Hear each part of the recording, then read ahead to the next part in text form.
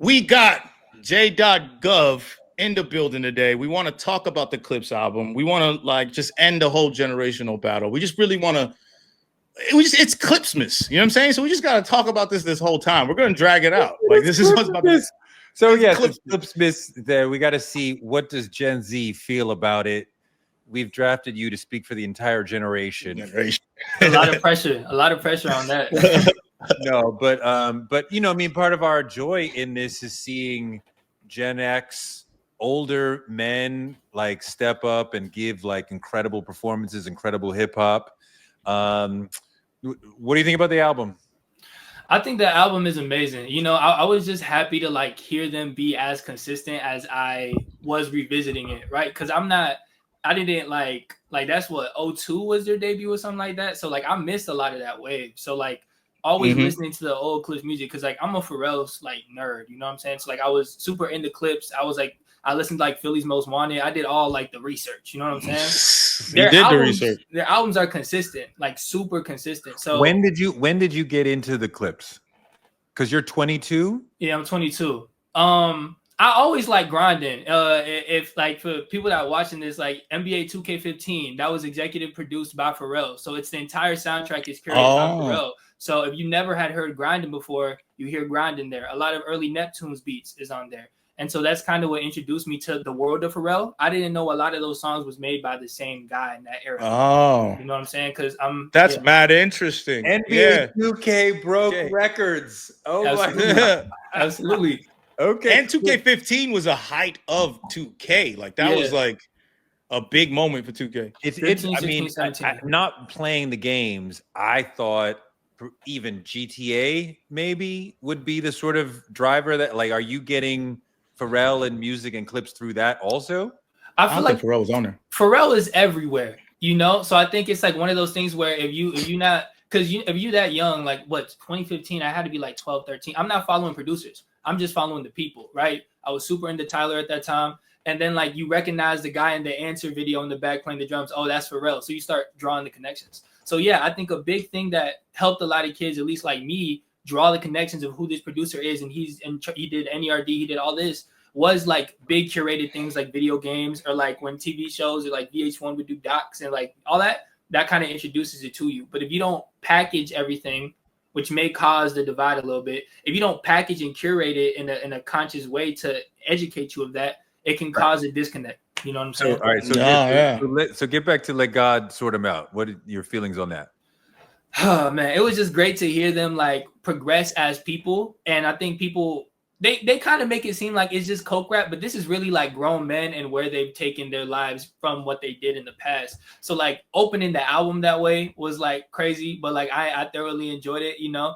And I'll say this: it was for one, it was great to hear Malice be as good as he is, and I think everyone said that already. But like I really didn't know how active Malice was or how good he was coming back because I'm not like connected that way. I think Pusha T. I think we got to start having conversations in regards to Southern hip hop. I consider Virginia Southern, but that's just me. But all I'm gonna say is that it's a great effort and it's like on par with everything else. And to me, that's amazing, you know. And to me, that's like courtesy of Nas, it's courtesy of JayZ, and allowing that lane for like artists to do that as they age in hip hop. So yeah, they're super lyrical, and then they don't get because Virginia is so big. And it's split, right? It's regional. Northern Virginia is completely different than Southern Virginia, right? And then that shit on the like west part, that shit don't even make no sense. So like where the schools are and stuff, we're talking about Blacksburg and all stuff like that. It's so different that you can see that someone's gonna have a different twang in Norfolk versus Richmond. Not only Richmond, then going into like Northern Virginia, that's DC. You know what I'm saying? That's like the suburbs of DC. So, but when it comes down to the whole place, it still permeates. The culture still permeates throughout the whole state. Like we're listening to Go-Go throughout the whole state. You're listening to the Clipse. There's pride in listening to the Clipse throughout the whole state. So that's why they don't really consider it the South sometimes, which is mad weird for me. Because we were the South when we were in the North. When I came here from the North, this was the South. Yes. I have a theory. I feel like anywhere where like coastal elite and like New York niggas like go. Am I allowed to say that? Can I say that? Sure. Yeah. Anywhere they go, they kind of be like, "Is that the South really?" Because they do that with Florida too. Anywhere New York people frequent, they be like, "Is this really Southern?" Because What is that? they be trying to do that to Miami. They be trying to do that to Miami. I'm from Florida, right? So like that regionalism within the state, I recognize that. Right? It's a longer conversation because I do think that the bottom part of Florida is international in a way that does not relate to the culture of the slaveholding areas in the traditional South and what we're talking about. Peninsula and shit.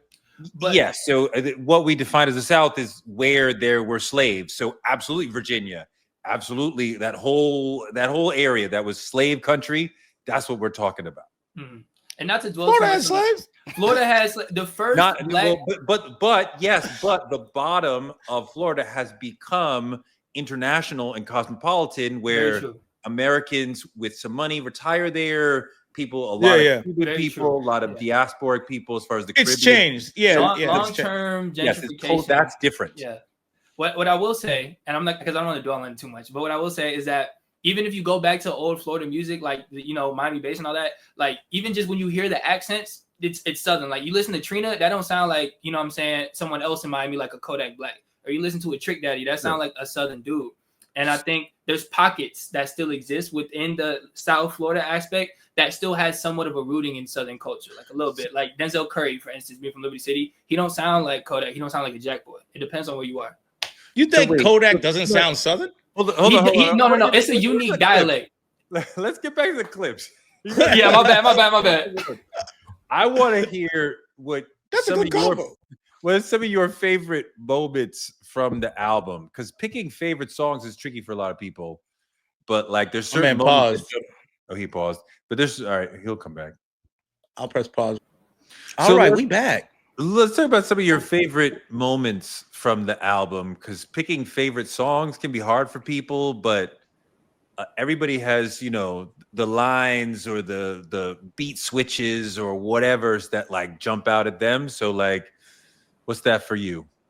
I think when Mike Tyson blow to the face, when the instrumental really came in after that talking, that was insanity. I thought that was crazy. A lot of people were talking about like that's Biggie-esque, and I was like, okay, I understand that. I thought that was great. I'm looking at the track list right now, just so I'm making sure like I'm getting the right names down. Sure. For sure. Yeah, Mike Tyson blow to the face. That beat is set like Wu-Tang-esque. Yeah, my bad. Am I lagging right now? Am I good? You good now? It seems like. Yeah, we're good. Yeah. Okay. Yeah, it happened. The setup for Nas on that last part too, I thought that was crazy. I really like beat switches. So which track is that on? That's on Nas is at the end. Yeah. That's on the outro. And then what else would I say? Malice got a good beat switch on the Tyler joint. Yeah, that one too. That was the third one I was gonna say. Those are probably some of my favorite moments. Malice just in general though, like his verse on So Be It, even though we already heard it, like I don't know. I like hearing those moments for sure. All those, yeah. That's crazy. I mean, what do you? I want to talk about. Let's get into the thick of it. Like, what do you think is the disconnect? Because you are a person, unlike a lot, who did the research, like you said. Like you heard Pharrell did this thing, and you actually listened and figured out who Pharrell was. Through Tyler, through 2K, through all that. Do you think the disconnect is just not having research? Because why does everyone's wearing, your generation is wearing Pharrell's clothes. It has Pharrell's influences. You're wearing Bape, you're wearing baggy clothes in the way that we did when I was 17. And I'm wondering, how do they not know that this comes from the Clipse and Pharrell? Like, where's that disconnect from your perspective? I think it's a good amount of things. I think like we talked about curation. I think a big part of it is like people don't consume art in context anymore. And I think a big way you could have did that back in the day was like record stores and like people were there to talk to you. Things were curated for you to learn things in a sequence. Are we saying that there's a sizable number of Gen Z that's like, I don't like this album? That depends on what you want to consider sizable, right? I feel like hip hop lovers and music lovers always existed, but I don't think it's just people all congregating in the same place wasn't necessarily common, right? Like I think people that were passionate about hip hop and cared about the culture were in different pockets and they would go find each other. I think everyone is in the same place now, so it seems more polarizing. Does that make sense? It's like the same way just anything seems more polarizing, and what you say being the most like evoking of like, you know, argumentation is going to get the most attention. But I would say there's a split. And I think it's because of a lack of context in art, right? Like I was talking about this earlier, like Cardi had everyone consuming punk culture without knowing the context of punk culture, and it's still the aesthetic. Like everyone likes punk rock, everyone likes the looks of it, but no one actually understands the political background to it. That's because everything in terms of culture now is like Pinterest. You consume it off of the look and nothing else, nor the context. Aesthetics only. So that's why everyone wears Pharrell clothing, but doesn't draw the connection of Clipse and Pharrell, and then Pharrell into Tyler, and then Tyler into. But no one makes that. I'm like, I don't know how I need to know the history. I mean, obviously, knowing the history is always helpful, but they speak very clearly. They're talking double entendre coke rap shit. It's bar after bar. Yeah. Quite often beats are crazy. Crazy. Quite often it's funny. Sometimes it's quite often hard. I'm like, why anybody who loves hip hop, like, this is what we do. Yeah. Like, you might be like, well, I prefer the West Coast, or I prefer, but like, this is like straight ahead, uncultured, unfiltered hip hop. Like, if you don't like this, I'm like, well, what is it that you want from hip hop then? Yeah. Well, then my answer to that would be, do we think some of these people that are saying these things live within the context of where hip hop came from? Like, do they have people telling them about it? Do they grow up in a culture that really is hip hop? Or are they just consuming this because they're of the age where this is trendy right now? Because people in Gen X now, there's older, whatever race that isn't black men, they like the music from their college, but they don't listen to hip hop now. I think these are the same types of people. Like, they just consume what's trendy in that moment, which is Jack Boys too. You know, and social media culture are going to make it seem like I'm the biggest Jack Boys fan when I haven't seen much Travis Scott post in a minute. And then once that passes, I got a new thing to say that's my alliance. You know, it's a trend hopping thing, in my opinion. That makes a lot of sense, because this is the first time, and it's because of my Virginia bias, where I'm like, man, that Travis Scott shit is pop. That ain't even hip hop. Like, I feel like one of those niggas, because I'm like, I see the cultural divide. Like, you guys don't even care about the culture at all, because you're like saying, no, this is better because it has the BPM you're used to. It has the same mechanic trap drums that you love. It has the Kanye aesthetic that Travis siphoned from Kanye. And then it has all the aesthetics that you need to feel like it's now, which I don't think is a problem. But it makes me realize that, just like you said, that's just pop. That's just trend. That's just what you guys are into. Whereas a gold mine of a classic album, instant classic, dropped, and we all say it throughout generations. We have 3 generations right here. We all think it's amazing album. This is the first time an album has done that. Well, I think Chromacopia and GNX are the same, but from that age group, doing it is what's amazing. You know what I'm saying? It's like Gen X came in here and did the same thing. Yeah.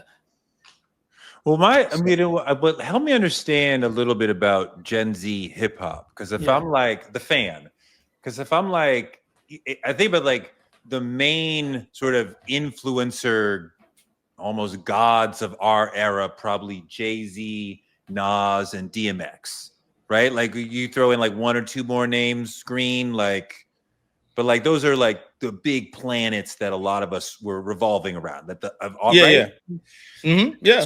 So who would that be in your mind for Gen Z? Who are the main people who are like the Gen Z hip hop fan thinks of as these are the main people? Got it.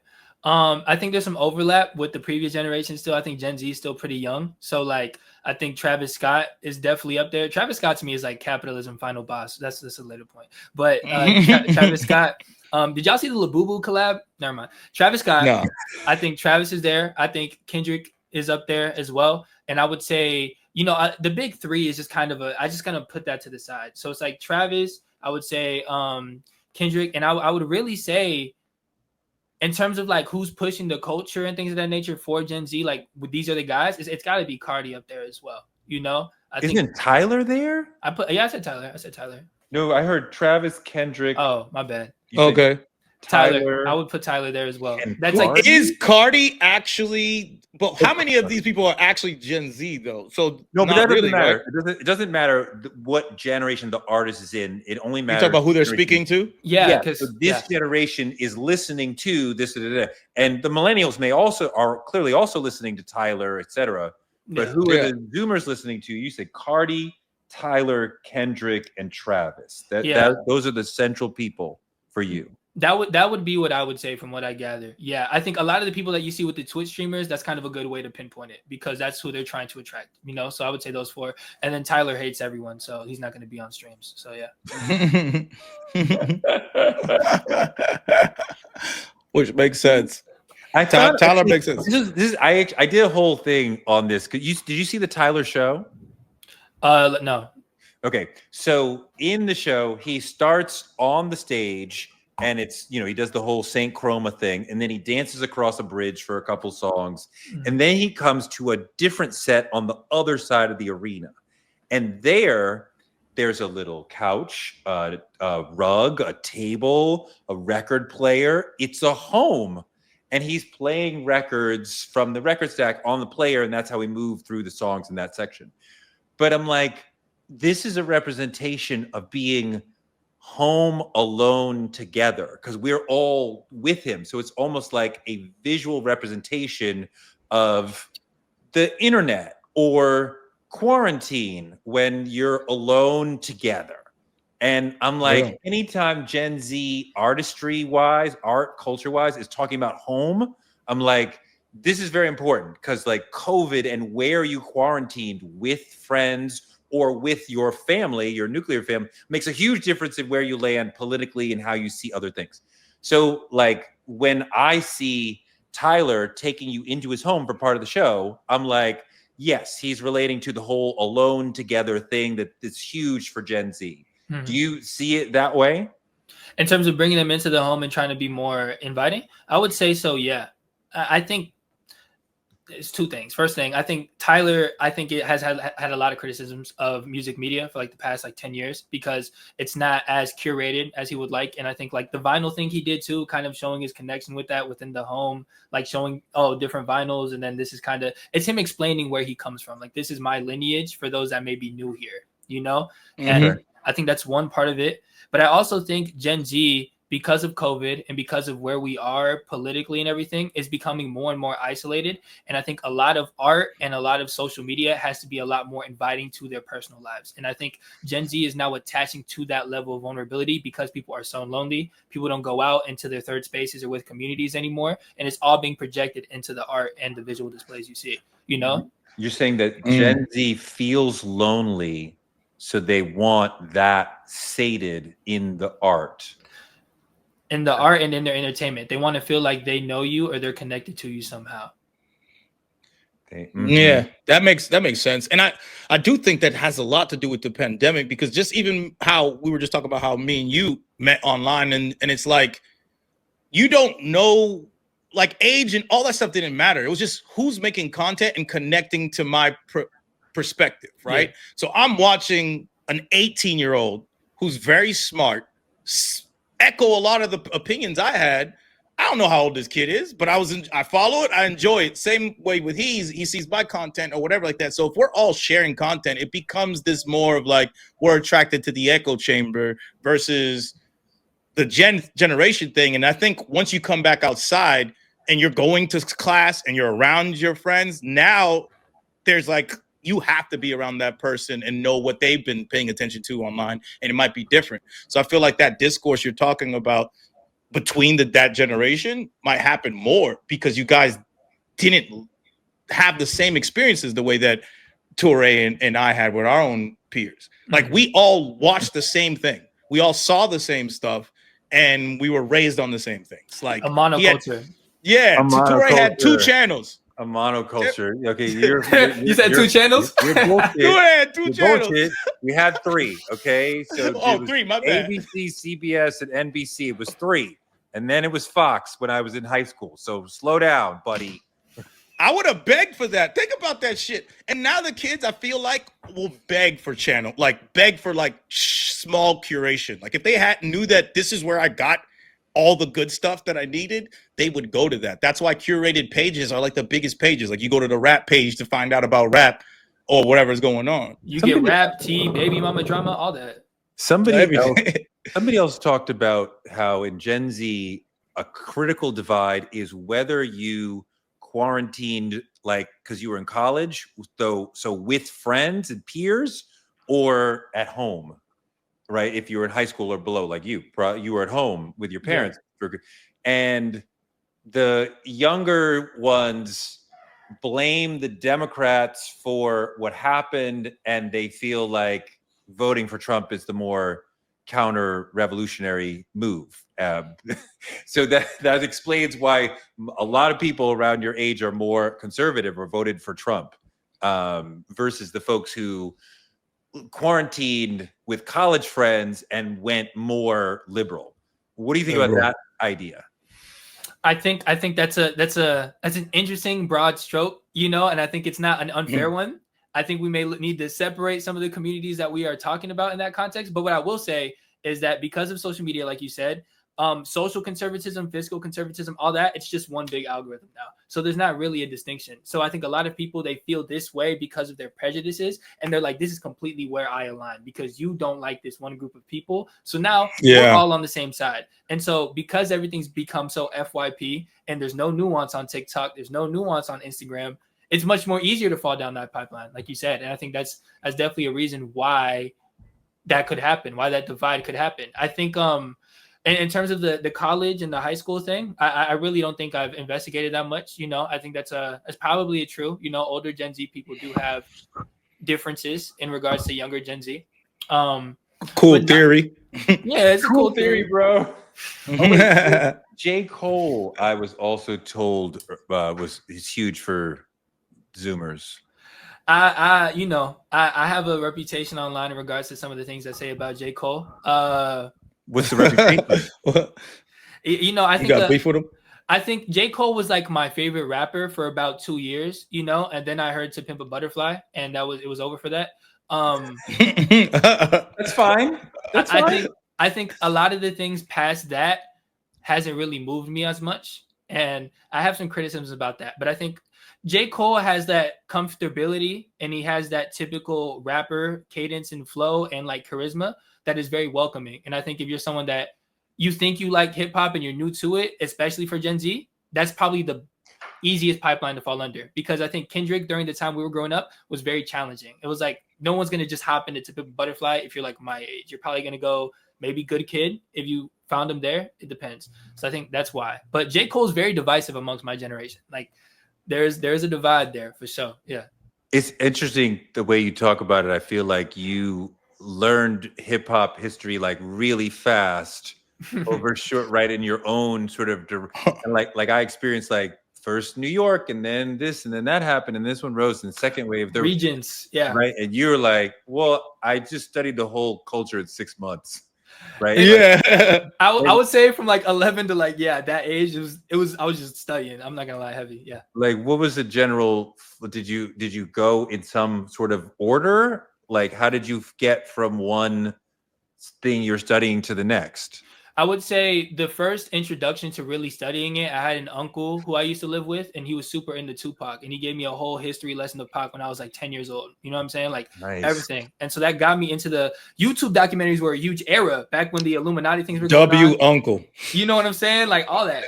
And so I started watching the Tupac documentaries, all his interviews, and that led to me discovering Beef DVD on YouTube. Okay.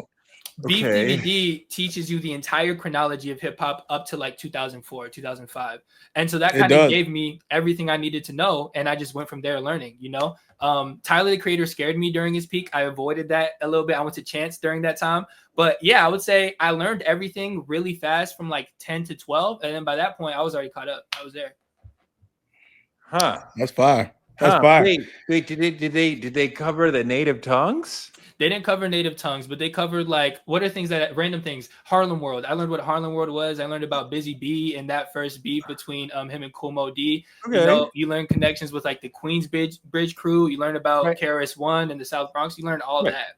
Yeah. There's a privileging there of the more street hip hop, which is incredibly important, and the you're right thing. But then there's we didn't get to Flower Boy out of nowhere. Yeah, you didn't learn Soulquarians in that documentary for sure. Not. Yeah, I mean, there's the whole native tongue movement, Tribe Called Quest, De La Soul, Jungle Brothers, that leads to Arrested Development. And I'm just talking about the super popular people. What do you need, honey? 1 second, please. My child is here trying to talk to me doing the show.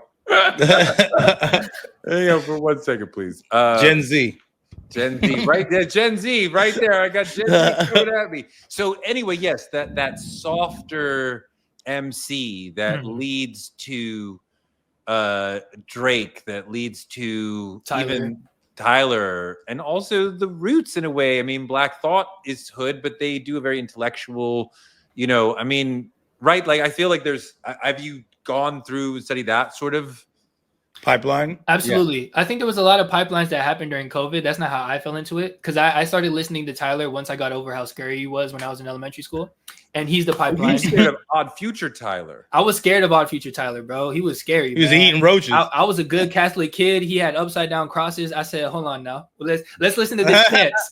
Let's listen to chants over here. Good intro. Better than I was the last time. Like, hell yeah.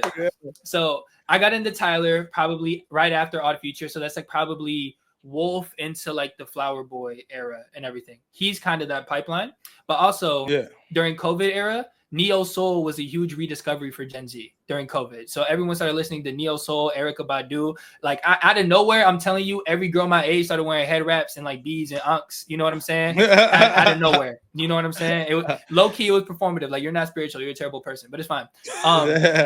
But yeah, so that was the other pipeline that taught a lot of people. I think there's moments that happen because of aesthetic trends today versus back in the day where it'd be an artist. Aesthetic trends happen today that could lead someone down that pipeline if you truly care to learn about it.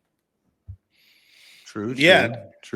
I mean, that's dope. And I definitely recognize that, just watching everybody online and seeing people just get into Neo Soul, it being a resurgence with people like Cleo Soul, and certain old songs just get going crazy on TikTok, and now they have 1 billion plays. It's interesting how that kind of works and how things weave in and out. Go ahead. No, I was about to say, but what's interesting to me too is like, because I think about it like, with the Clipse album and everything we're talking about, that's 20 years old, basically, right? And that's the same difference of me being that age and being into 80s aesthetics. So the cool kids came around the same time, like your age, and we were like into 80s aesthetics, and they were making like 80s/90s beats, but they were mixing it together. Like, it was 80s aesthetics, but then 80s beats, but then like 90s outfits. Like it was so people be talking shit about Gen Z for like mixing 90s and 2000s together, but I be telling people like we did the same shit as millennials. Like we were just like, 80s, 90s is the same thing. It's like it's all the same stuff. I do see a bunch of Gen Zers saying JayZ ain't shit.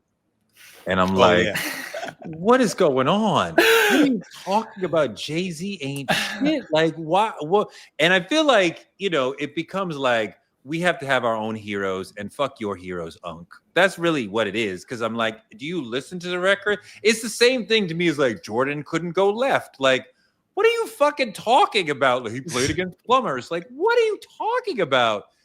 Anyway, what are we doing here? Why are y'all dissing JayZ? JayZ is my favorite rapper ever, but I think okay. Well, there's things right there. There's things I can inform it. Right? I think when it comes to the women, they're big Beyonce. There's a lot of Beyonce hives. I think if you're a Beyonce fan and you're a Gen Z woman, you're probably not gonna like JayZ for whatever reason. They kind of just don't like him. I'm not gonna lie. Beehive is really because he cheated on her. That's why they. Oh yeah, that's what it was. And then they cheating. So mad about so they won't get over it. They won't get over it. She got over it. They won't. I think that's fine. In regards to the dudes, right, the young dudes, I think How I don't know, because I think, I'm not gonna lie, there's things about JayZ they would definitely like. I think JayZ just isn't a gimmicky rapper. JayZ is very much, at the time, I have the best producers, I have the best label, I have the best engineers, I have the best raps, I'm better than you, this is my music. And it may be harder for someone to feel like they connect with that once you see hip hop progress past that. And now rappers are melodic. Now rappers have, their own team, their own aesthetic. JayZ was kind of just, I'm the star and I'm cool, and everyone bought it. It's kind of hard, I think, for that archetype of person in general to catch on in later generations if you don't have people telling you this is the coolest guy ever. It's kind of hard. Because he seems cold, you mean? Trends moved past him because the coolness of that time period, he's completely right in that. But what do we say about things like cool icons in the past? Is it because of the media pulling up? Like a James Dean is supposedly cool, and those aesthetics get rehashed over and over again because the media, Hollywood, keeps pushing out this James Dean aesthetic, right? So that's why Kid Cudi will put on a James Dean jacket and look like James Dean in 2015, 18. Mm-hmm. So why is that not happening with JayZ? Well, it happens still with Tupac, right? Tupac has a mythos. Yeah. Tupac has a story. Tupac has a character that you apply to him. Tupac has iconography everywhere, the tattoos, everything. Tupac is still very much the prototypical rapper in many cases when it comes to aesthetics. You know what I'm saying? And cool. Yeah, that's true. JayZ's iconography is still based in I'm New York and I'm cool. And that can be a little difficult to catch on if you don't have world building and iconography really behind that as much. Tupac's PR is like top tier to this day. You know what I'm saying? Yeah. There's people still. It didn't permeate. Say it again.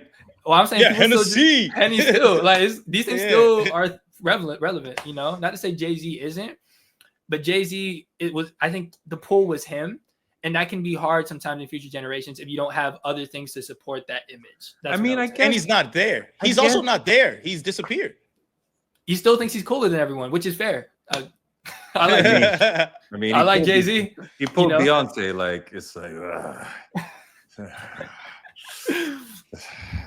like that. Like all the other shit is just talking and shit I purchased. Like I pulled Beyonce. Like have a whole family. What can you say? You know what I'm saying? I agree with that. I agree with the idea of that because it's just like the one we won't speak of. Like you have to, the guy from Canada, he has to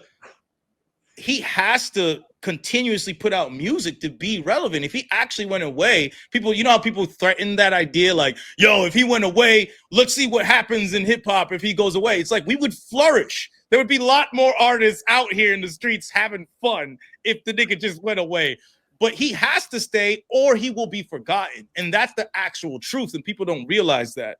That man would be forgotten. I have some reactions to that. Go ahead. To that. Okay. First thing, I think that's what he fears. I think he's talented enough for that not to be true. But he's way past that now. I think maybe Scorpion era, if he took 2-3 years to drop an album, the next album would have been way better. I think it would have been more curated, but that's just not how Drake thinks, Yeah. But also, and I'll be watching y'all shows. I just gotta say, when are we gonna acknowledge that Drake is just a suburban guy that followed the JayZ blueprint? When are we gonna recognize that? It's dropping every year, but why don't we draw that connection? He did it. No, okay. But we don't think any different from that. We just feel like but he just means the yearly drop. That's the only JayZ. No, he's talking. No, he's talking about the entire aesthetic. I agree with that. Drake is I'm cool and I'm cool because I say I'm cool. That's JayZ. That's the parallel that I'm making right now. Let me say that's the parallel that I was making right now is that JayZ's cool exists because he was prevalent within the culture and consistent. So that cool could change because he made us. We were wearing jerseys. He told us to take off. Let me finish this. He wore jerseys. We took off the jerseys. He kept changing and he trended culture. He left, and then his coolness permeated with the people he affected, but not the entire culture. Drake will be the same thing, but even worse because he's actually not that. That if you left and trends started changing behind you and you came in, you never actually set trends, you just adopted them. Yeah, therefore you would not be the coolest guy in the room anymore. He has to stay in the public eye to be relevant. I think that within hip hop there's a thing like, how like the Federal Reserve is like there's a gold bar, or there's supposed to be a gold bar for every dollar. So it's not just a piece of paper. There is something. It's a representation of something that is actually of value. It used to be that. It used to be that. That's the way it's supposed to be. We changed politics, but like that, there should be something behind your words that make it so. And JayZ's cool was not just because he said he was cool, because I was a superstar in the streets, right? Like that like he's like, I was big in the streets, I did it, I never got caught, and now I'm here to talk about it. So like his cool is based on that. Drake, there's nothing else. There's nothing. Just him saying he's cool. Well, you were an actor. We saw that. You and following trends. Yeah. Yeah. So I mean, I see what you're saying about I'm cool because I'm Sam, but JayZ's like, I went to war. Like, and a war veteran will always be respected. JayZ is cool because of the streets, but Drake is cool because at the time the ladies loved him. It's just two different versions of validity. You know what I'm saying? It's like streets give me this cred, the women give me this cred. And what did Drake say? On Take Care, something about you know, I know I'm not a pussy, and those that don't get pussy or overlook me, like saying that basically if you don't like my music, women, you know, you don't get women. It's like that became his version of that. He didn't need the streets. He had all the women, all the girls in the HBCUs, all that. And I appreciate that. I appreciate that. That was his value within. I do feel like I felt like guys who don't get girls think he's cool, and guys who do get girls will be like, that nigga corny. Is that how it was back then? That's kind of how I feel now. But like, Green back when? What are you talking about? Back when he first came out, because dudes always hated Drake. So like 3,000%. Okay. This is how it was. So Far Gone came out. I actually watched a little bit of Degrassi, so I was like, "This is Jimmy from Degrassi." I saw that shit. I was like, "This is Jimmy from Degrassi over here trying to." When you sick from school and that shit's playing, nigga, I'm just watching Degrassi. So I'm over here like, "That's Jimmy from Degrassi." He makes this mixtape. I'm like, whatever. He's kind of like this backpacker shit. Then he gets with Lil Wayne, and So Far Gone was a good mixtape. That was easily a good mixtape. We all like that. Best I Ever Had starts hitting the radio, but that was the radio track that like the hip hop people and the blogosphere, because I'm a blog nigga, we were like, that's just his radio shit, but this is actually good. So we were hoping that his next project when he goes pop was good. It just kind of became like this pop thing. And then I saw him, started from the bottom. This is when people started trashing him in that way. The dudes were like, yo, he's for the ladies. We'll go with our girls to the concert type shit. They're playing it off in that way, right? I go with my girl to the Started from the Bottom concert. What's that album? Nothing Was the Same? Nothing Was the Same. Nothing was the same. And I'm like, this is still Jimmy from Degrassi just trying to make it. I am not a hater. I want Jimmy to make it. I'm here at the concert. We're with the same. I'm on the same label as this nigga actually at the time, and I get free tickets. Bring my girl, show her that I got it like that. So we sitting side of the stage. We sitting. Nigga come out from the side of the stage. It's like that. This nigga's corny as fuck, bro. This is the corniest nigga I've ever seen in real life ever in my life. And I didn't say shit for years because I was like, you just happen to be corny, but you make good music and you still should win. You being corny doesn't mean that you shouldn't win in life. You could be, that doesn't mean anything. But this nigga was hella corny. And when I say corny, I'm talking about you are not yourself, bro. It's like you were 3 different people before you went from the side of the stage to that stage. And during the show, he didn't know himself and you could hear it. And even my girl was like, I did not need to know this much about Drake. So at that time, that's how it was. And for me, that's when I realized it. How have we gone this long and you've never told that story? Amazing story. I told that story 3 times. That was just a little more detailed. I told that story 3 times on this show. About when I went to the show. I was on the show? Yeah, nigga, I only do the show with you. Story. I love but that story. This is a little bit different, but yes, I loved the Drake of that mixtape, and he was talking about Sylvia Rhone and that freestyle. What was that? Houston, Atlanta, Vegas, whatever. He parked the fucking so car. Yeah, I've loved that. So I was like, okay, do you know who hip hop is? The man. He's either an executive producer or a producer. Wasn't he? Didn't he manage Kanye at first? Hip hop. He might have managed Kanye. He was definitely working with Drake at that time.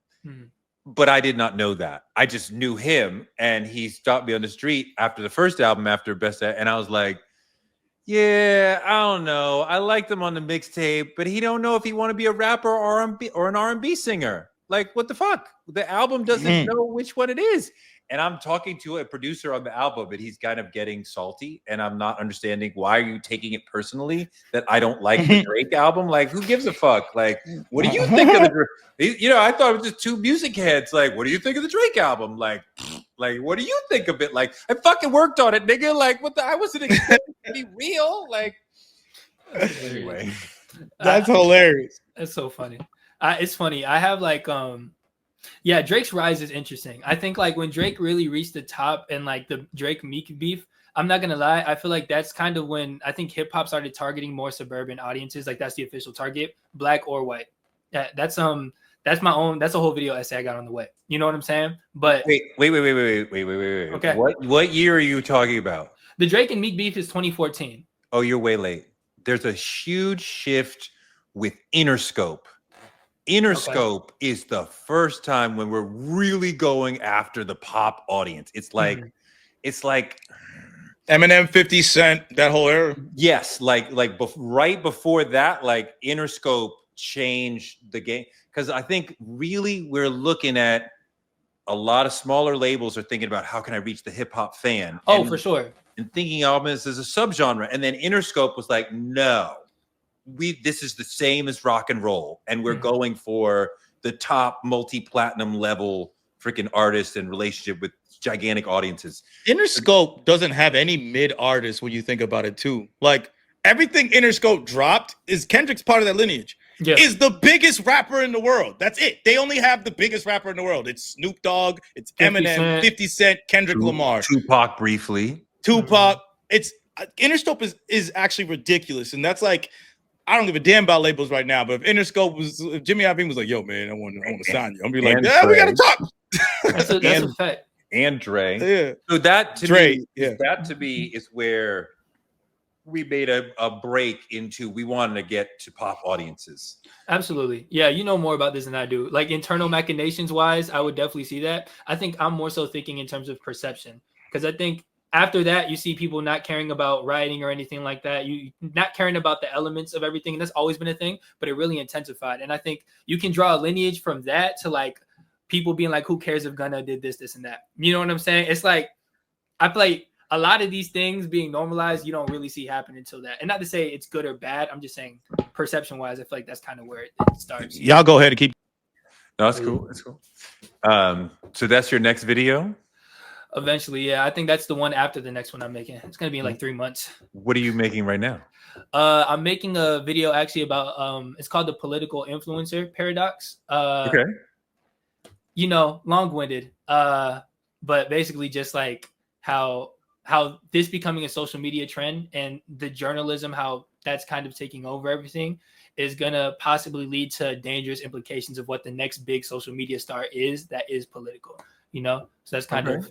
Yeah, I'm thinking about making a video about explaining Kendrick Lamar to an alien, but it's like, well, you have to understand all these other things and themes that are beyond the music about LA gangs, mass incarceration, the war on drugs.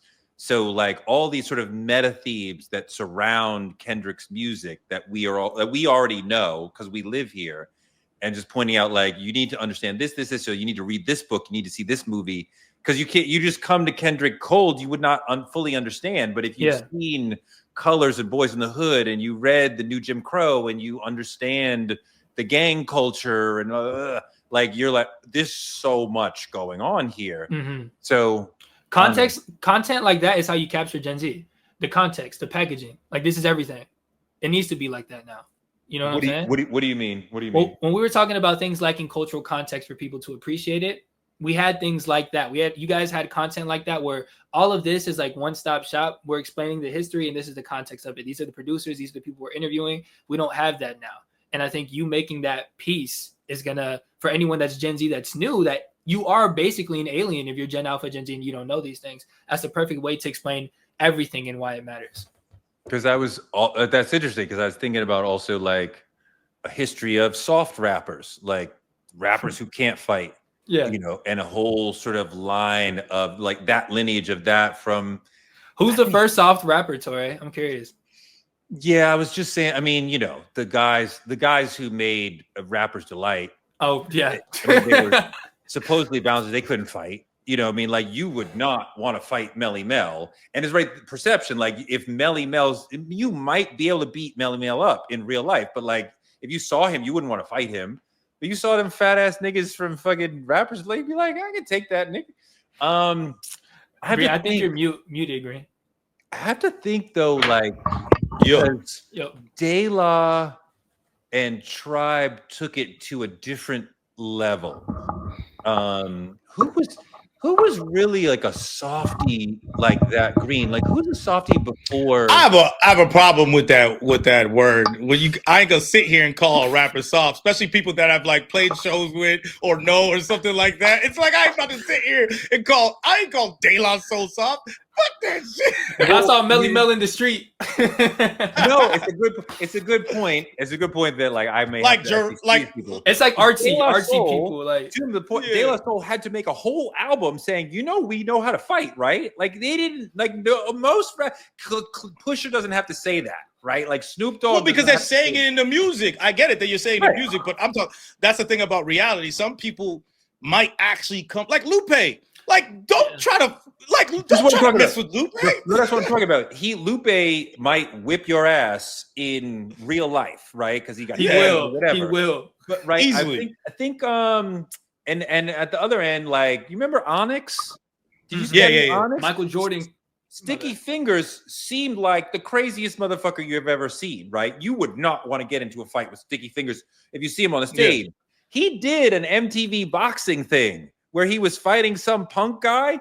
I'm like, oh, I could take Sticky. Like, he don't know how to fight. And Lupe, you see him in real life, he'll kick your ass. But on stage, it's like, that little nerd? First of all, fighting. So I'm talking about the perception that you emit on stage, like not your real shit.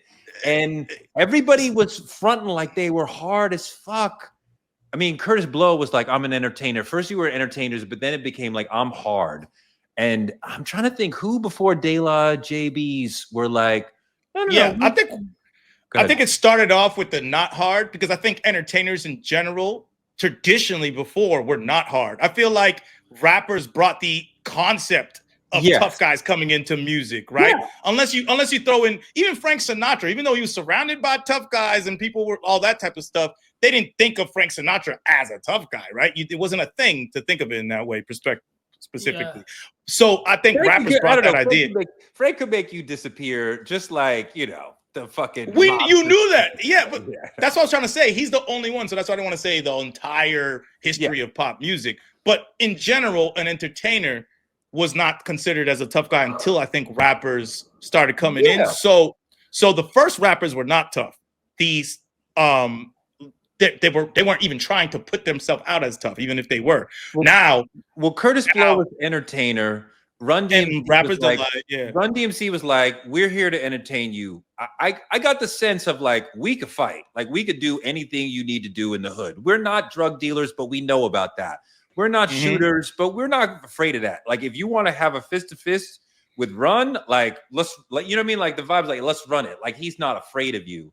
Whereas, you know, I think it's the native tongues, honestly. I think it's native tongues era is the era where it's like we're not trying to we like jazz. We're not even thinking about that shit. It's like, why are we even talking about being tough? Because think about that though. Peace. Why are you even thinking about fighting somebody? You have to live that survival mode to be able to be like, this is all I think, this is what I have to think about. Because I'm in the street. I gotta think about beating up a nigga. Now, if you're a nigga that's not selling dope, you might even be from the hood. You're not selling dope, but you're going to school, you're listening to jazz with your dad. There's other people that live in the hood that don't live that experience, right? So you're going to be like, I'm in Queens and I like jazz and bebop. And I'm going to flip Lou Reed and make this ill-ass song. And I'm going to talk about space and fucking comic books and all that type of shit because you have a different world view or whatever like that, or you're into different things too. Yeah. So I would say native tongues would probably be the only time to say that actually happened. The first time. That whole, the first time. The first time that happened, yeah. And then from then, that's why you have Andre 3000s, because native tongues. That's why you have Pharrell. That's why you have Tyler. Tyler. I mean, Positive News. It just keeps going. Positive News said, "Fuck being hard. Positive News is complicated," and that to me goes directly to who Tyler became and who many other people became, who were like free from the prison of masculinity. To just Tyler dances on the stage. Rappers did not dance. He dances like Pharrell. Yes, but rappers did not dance. Like I'm standing, I might sway to the beat a little bit, but because I'm in the prison of masculinity, I have to do a whole fucking show. Just to look, I'm the hardest. I'm the hard. But the girls will dance, but I don't dance. LL Cool J, Bismarcky, they're like, my God. Have y'all seen that clip of JayZ performing "Excuse Me, Miss" with Pharrell, and they hit in a little two-step, and it's so hilarious. They did like a dance number. JayZ looks so uncomfortable. He hates every second of that. I mean, it's ridiculous when he's standing next to Beyonce and she's dancing, and he's like, "I'm just standing here." But like that's that whole drug dealer can never. The drug dealer can never smile because nobody could ever think he's weak for 1 second, because then they're going to test him. So even if you say something funny, he got to, I don't really laugh. I'm Hove. Like, God, that's why his memes go crazy, because of who his persona is. And then you see him bouncing to music. You're like, you're not supposed to like music. Why are you wearing those glasses, JayZ? Or why are you at the beach with your family? Like, that's weird to somebody to see Drake. JayZ in sandals. With the life vest. Oh, the life vest is hilarious. Yeah. He told me that his father left the home to search for the person who had killed JayZ's uncle when JayZ was about 10. And he loved his father so much, and having his father leave the home was so heartbreaking that he vowed to never have his heart broken again. So he's just like, just don't give your heart out to anything. Just don't love anybody. And then, so we're reading Cool, and it's really a trauma response. But that's a story of a lot of inner city stories. You know what I'm saying? True. That's True. kind of what Cool is, being protected. Yeah. That's what it is. So it reflects it for sure, that era. I had that theory. Oh, no, go ahead. Nah, it's a separate point. You cook up. You got it. I was just saying, I want to see what I brought this theory up to Tori last time, and he was like, I don't know what the fuck you talking about, nigga. But I feel like Cool is not something that really truly exists. Like the perception, the concept of cool doesn't exist in the Black community, because I feel like cool comes from the voyeurism. Like, that's cool. This is cool. Like, it has to be adjacent to danger, where Blackness itself is just cool. It's like we're here. You're going through the struggle. You have to do that. Like you said, that's a survival response. And then someone looks at it, adopts it as an aesthetic, and that's when it actually becomes cool. You see what I'm trying to say? I understand what you're saying. I think, like, with externally speaking, right? Like, Black masculinity is what cool is in America. And it has where that trends is where cool in America goes. So if it's Tyler or Kanye right now, it's Tyler or Kanye. If it goes back to Clipse and whoever it is, you know what I'm saying? NBA Youngboy, that's where it is right now. But that's where it trends. And that's why you see white boys dressing like Chief Keef for like 2 years. You know what I'm saying? Yeah. But I think internally, there's still things that play into it. Like, this guy gets a lot of girls. This guy got all the money. This guy got all the cars. That's kind of like a part of internally in a community, because you're reflecting things that people desire in that area. So I think that's kind of where. I feel like status and cool are two different things, though. Okay. Yes. So in a dynamic, in a dynamic within our community, things that give you status are going to make you more valuable, just like anyone else's community. But the cool thing comes from a voyeuristic perspective. Like, it doesn't exist until you are a voyeur, is what I'm trying to. Who cares? Who do you think cares most about female beauty? Women. Women get dressed for other women, and women are, I don't want to say obsessed, but constantly talking and thinking about the beauty. And they would drag you for saying that. Or lack thereof of other women. They don't do that for us. That is a conversation that they're having with each other. We are absolutely in conversation with each other about coolness and what is cool. And I understand what you're saying to a certain extent, as far as it's kind of like water to a fish. Like, of course, like, we're kind of cool naturally, but let's let's be clear, not all black people are cool. Okay, like there are leaders No. of the cool, you know, JayZ for some, Miles Davis for a previous era. You know, I mean, there are people who like stand above as the maybe for some younger folks, they look at LeBron, like, you know, in the Tom Brown and shit, holding the bag, like he's the fucking epitome of cool. Maybe Pharrell, but like there are people of a group, people in our group who are like the leaders of the cool, and others of us are more following them than leading. Leaders of the new school. Yeah. But all right, yeah, fine. Just a thought. Fair. Well, I have a question, Teray. I was wondering if you were to explain Clipse to an alien, what would be those ingredients that go into that? Yeah, that's a great question. I mean, we got to talk about the craft of hip hop, but also the state of Virginia and the history in Virginia and the way that it connects both to the South and to the North, and is a little of both and neither.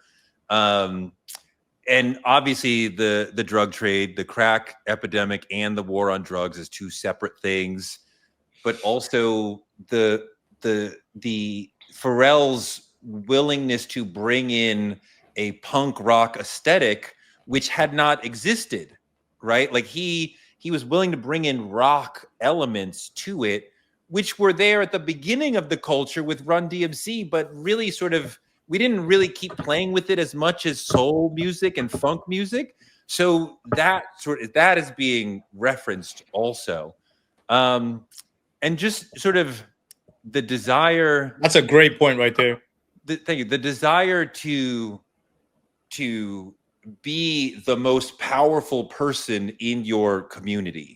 Because I think they are both sort of driven by status. You know, I think that they're not like, I need you to like me. That's Drake, right? But they are driven by status and wanting you to see that.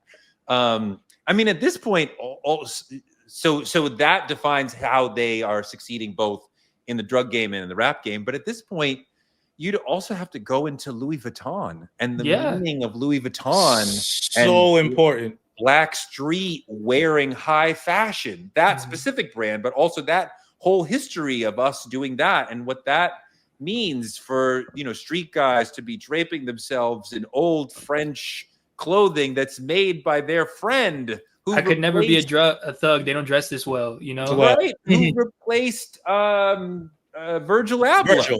Right? Like, so I mean, like, and the structure of LVMH is so important to the contrast of what they're talking about when it comes to, like, you talk about slave owners and slavery coming from Virginia, and then what LVMH, that company, that what that means to the world right now, and how it's like that is an oppressive system on its own. Also, you know, obviously, you'd have to talk about the church with Malice and the whole sort of thing of that, of like black people's relationship to the church and the music business, right? Because like the reason why we have an album now as opposed to a year ago, and so like, you know, all this sort of, I think Kendrick goes farther, but that also gets you into the music business, the drug game, and which is sort of like the big thing. I think so much of hip hop comes from the drug game, whether or not you are in it, commenting on it, or running away from it.